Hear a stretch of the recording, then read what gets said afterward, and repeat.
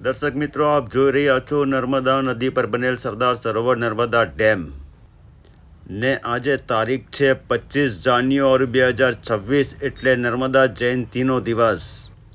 હિન્દુ ધર્મમાં નર્મદાજીનું વિશેષ મહત્વ છે। પુરાણો અનુસાર સરસ્વતીનું જળ 5 દિવસોમાં, યમુનાનું જળ 7 દિવસોમાં અને ગંગાનું જળ તત્કાલ પવિત્ર કરે છે, પરંતુ નર્મદાના જળના દર્શન માત્રથી જ મનુષ્ય પવિત્ર થઈ જાય છે।